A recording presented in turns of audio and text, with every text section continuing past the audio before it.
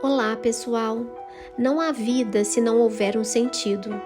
Não há como negar o poder das expectativas e de um sentido em nossa vida. Aquele que tem expectativas e um sentido para viver tem mais força para resistir aos obstáculos. Os que perdem o sentido também perdem essa força. Muitos homens na história, para salvar suas vidas, se viram obrigados a renunciar a esse sentido. Foram coagidos a negar o que acreditavam, a abrir mão de suas expectativas para continuarem vivendo.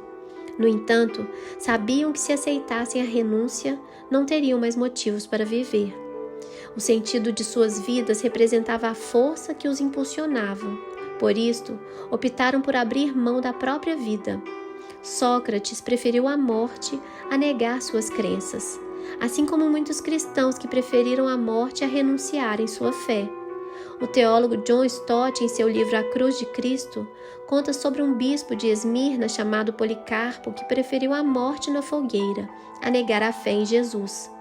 Sadraque, Mesaque e Abidnego foram 3 jovens que, pelo mesmo motivo, desafiaram o rei Nabucodonosor e optaram por serem lançados numa fornalha, assim como Daniel, lançado na cova dos leões. Não se vive com excelência se não houver um sentido para viver. Sem fé, expectativas ou sentido, não se investe na vida, assim como o paciente não se mobiliza para a cura. Por quase 4 anos eu fiz parte de uma equipe de cardiologia de um hospital e assisti aos pacientes durante o pré e o pós-operatório. Foi uma experiência diferente da que eu tinha em um consultório. Me ensinou quantas expectativas em relação ao futuro podem fazer diferença, influenciar comportamentos e contribuir tanto para a doença quanto para a recuperação da saúde. Antes de serem operados, a maioria dos pacientes recebiam informações sobre o processo pelo qual seriam submetidos, desde a preparação para a cirurgia aos cuidados necessários para a recuperação. O fato de serem informados sobre o que iriam enfrentar trazia mais calma e confiança. O resultado era um pós-operatório mais tranquilo. O desconhecido assusta, amedronta e cria expectativas piores que a realidade.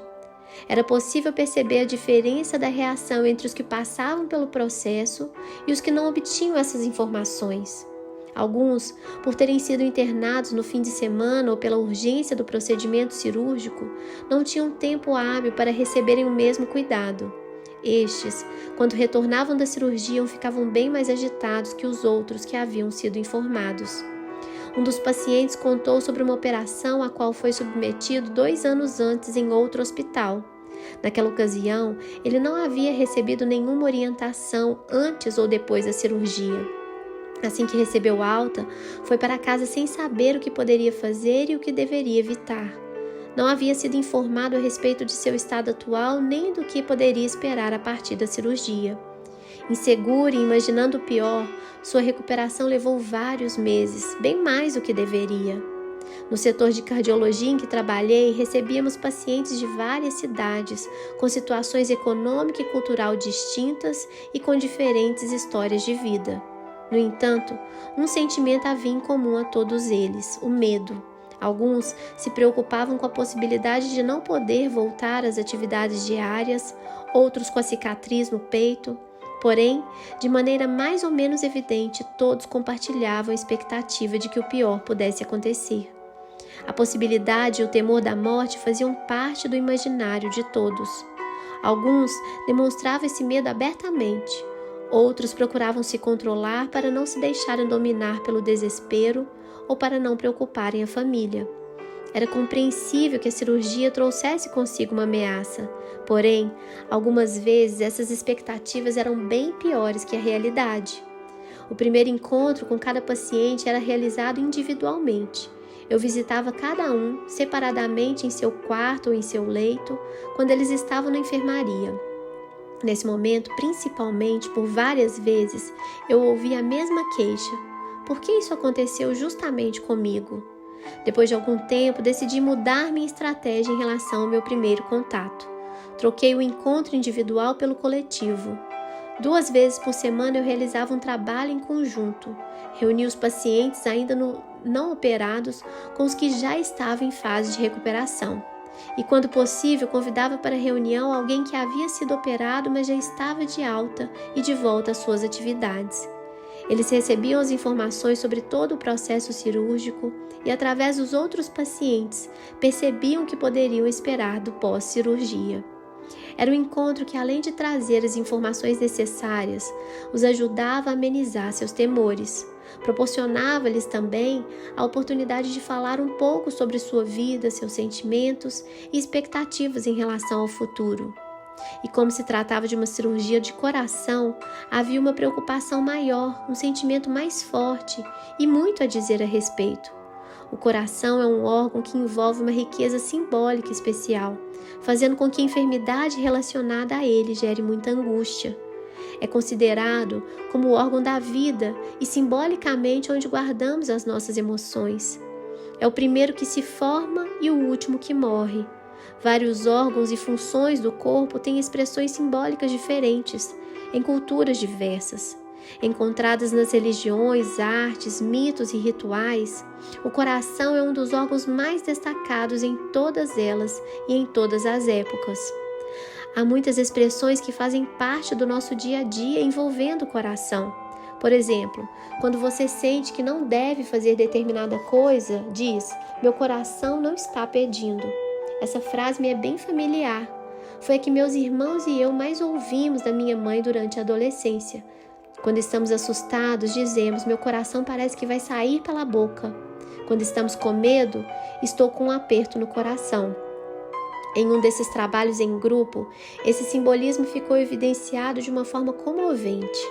Havia um paciente que permanecia calado, de cabeça baixa, com as mãos entre os joelhos e os ombros caídos, enquanto todos os outros participavam mais ativamente.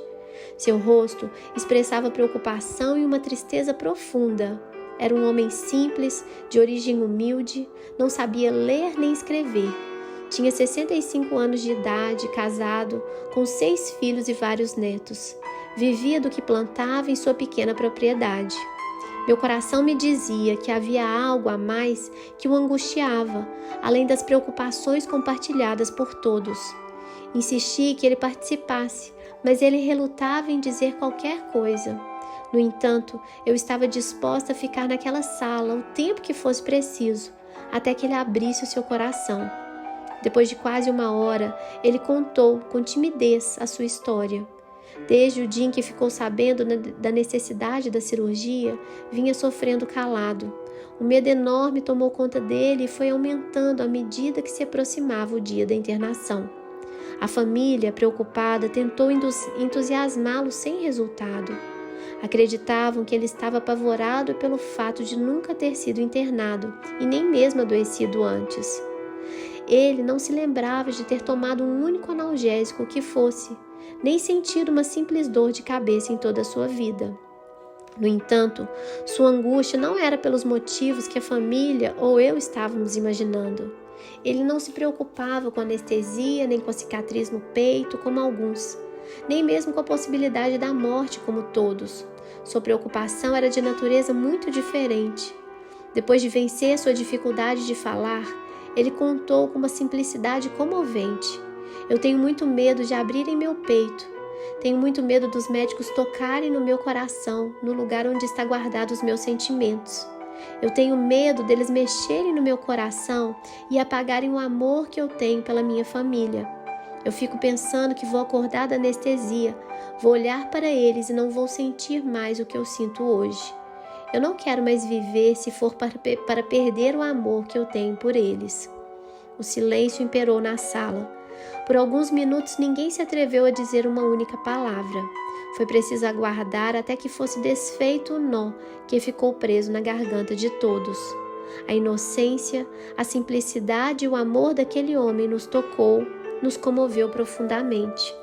Passada a emoção mais forte, eu consegui lhe explicar da forma mais detalhada que pude como todo o processo aconteceria.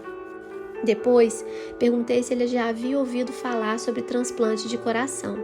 Ele respondeu que sim. Então lhe disse que a emoção não ficava guardada no coração. Se fosse assim, essa cirurgia não poderia ser realizada, porque a pessoa que recebesse o coração transplantado deixaria de ter seus próprios sentimentos, para sentir o que estava guardado no coração do doador. Tentei ser o mais clara e convincente possível e ele compreendeu. Aliviado, sorriu com a simplicidade de uma criança. Seus ombros levantaram-se como se tivesse sido retirado deles um peso enorme. Sua nova postura nos passou a mensagem de que ele havia recuperado as forças de tal forma que nenhum perigo mais seria capaz de ameaçá-lo. O resultado de sua cirurgia foi excelente e sua recuperação foi a melhor possível. As causas de sua enfermidade poderiam estar no passado, no fator hereditário, nos hábitos alimentares ou na tensão da vida diária, enfim. Porém, os motivos de sua angústia estavam relacionados às expectativas em relação ao futuro. Sem fé e uma expectativa positiva, realmente torna-se difícil investir na vida e um paciente se mobilizar para a cura. Com a perda da esperança, o organismo se entrega e não responde ao tratamento. Alexander Lowen disse que a fé está arraigada nos processos biológicos profundos do corpo. A perda de fé é a chave dos problemas do homem moderno. Que Deus abençoe você e até o nosso próximo capítulo.